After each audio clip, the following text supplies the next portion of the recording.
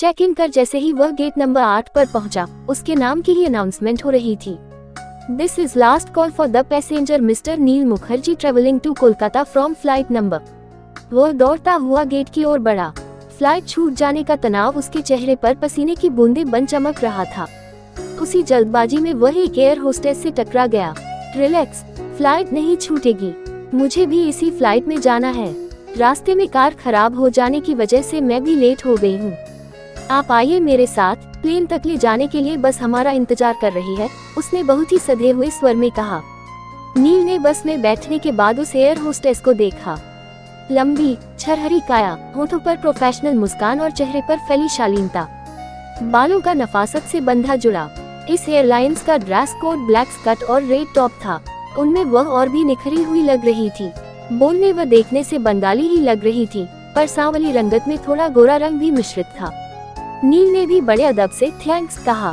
Flight में खाना सर्व करते हुए, पानी देते हुए एक दो बार मुस्कुरा कर ही बात करती हैं। नील कोई स्पेशल पैसेंजर नहीं है, लेकिन नील को वह स्पेशल लगी। चंपा सेन, नाम भी कितना महक से भरा है।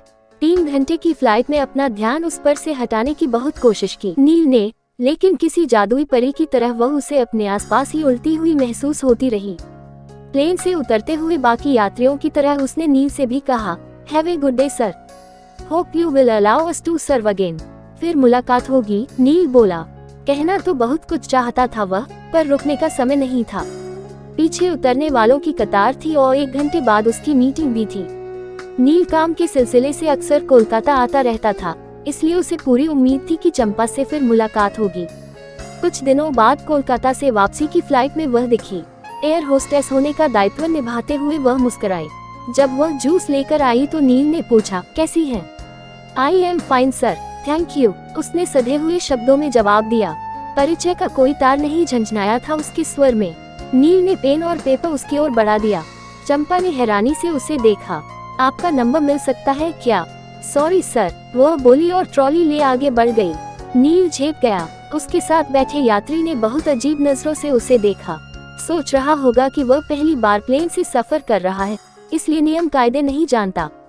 एयर होस्टेस कहाँ किसी से फ्रेंडली होती हैं, बस मुस्तैदी से अपना काम करती हैं और ध्यान रखती हैं कि यात्रियों को किसी किस्म की परेशानी न हो।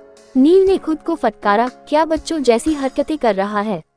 उसके जैसा इतना बड़ा बिजनेसमैन बड़ी बड़ी डील क्रैक कर लेता है, पर न जाने क्यों चंपा सेन के सामने खुद को हारा हुआ महसूस कर रहा है। नहीं, हारा हुआ पराजित होने के अर्थ में नहीं है, दिल हार जाने के अर्थ में है। नील हमेशा से काम में इतना व्यस्त रहा कि घरवालों के दबाव डालने पर भी उसने शादी करने के बारे में नहीं सोचा। प्यार, शादी, गृहस्थी, उसे ये बातें बचकानी लगती थी जो इंसान को ग्रो करने से रोकती हैं।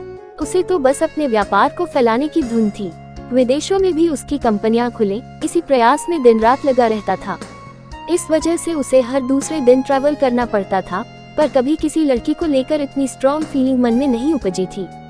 बार बार वह अपने मन से सवाल कर रहा था कि क्या इसे ही प्यार कहते हैं। शायद हाँ। फ्लाइट से उतरते हुए उसने अपना कार्ड चंपा के हाथ में थमा दिया।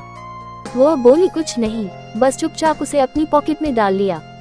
कोई प्रतिक्रिया नहीं की, होठों पर मुस्कुराहट बनी रही और यात्रियों से वह विदा लेती रही। नील के मन मस्तिष्क पर उसकी मुस्कुराहट ने मानो कब्जा कर लिया था। उसके दिल में कोई इस तरह अपनी जगह बना सकता है, यह उसके जैसे नीरस, काम में डूबे रहने वाले इंसान के लिए आश्चर्य की बात ही तो थी। सोचता रहा कि वह उसे फोन करेगी या नहीं। काश चंपा सेन एक बार उसे फोन कर ले। तार दिया है, यही सोचकर संपर्क कर ले। घर पहुंचकर नील का किसी काम में मन नहीं लग रहा था। लगातार होने वाली मीटिंग उसने कैंसिल कर दी थी। उसे तो ये भी नहीं पता था कि चंपा किस शहर में रहती है। फिर ध्यान आया उन दोनों ने उस दिन साथ ही तो फ्लाइट पकड़ी थी। अवश्य ही वह दिल्ली में ही रहती होगी।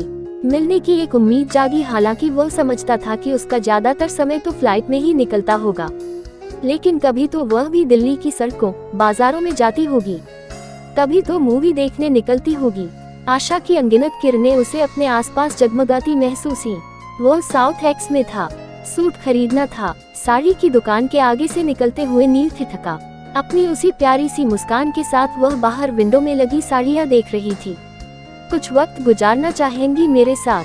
बिना कोई भूमिका बांधे या इधर उधर की बात किए नील उसके पास जाकर खड़ा हो गया। चौंक उठी वह। आई होप आप मेरा पीछा नहीं कर रहे हैं, स्टॉकिंग अपराध है। नील उसे जाते हुए देखता रहा, फिर बाहर आकर कुछ कदमों तक उसके पीछे पीछे चला। क्यों नहीं बोल पाया वह कुछ। दिल्ली जैसे शहर में स्टॉकिंग? मैं तो ये भी नहीं जानता कि आप कहाँ रहती हैं। यही रहती है या किसी दूसरे शहर में?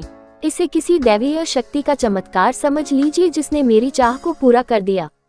चलिए बैठते हैं किसी रेस्तरां में। आपकी चाह को मैं हवा नहीं देना चाहती। वो गंभीर थी। आपके मन में मेरे लिए क्या है और क्यों चाहते थे कि मैं आपको फोन करूं, मैं नहीं जानती, लेकिन आपकी आंखों को मैं पढ़ सकती हूँ।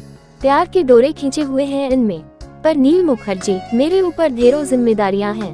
मैं फिलहाल किसी रिश्ते में नहीं बंध सकती।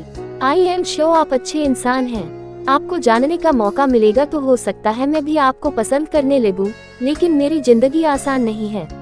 प्यार करना आसान है, निभाना मुश्किल।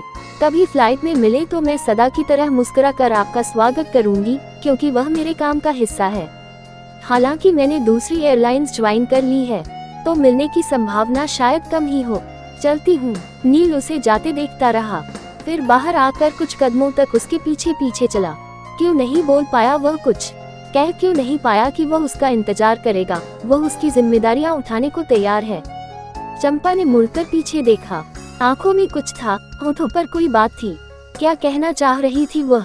नील को लगा मानो उसने अपनी सधे हुए स्वर में कहा है, काश तुम रोक लेते।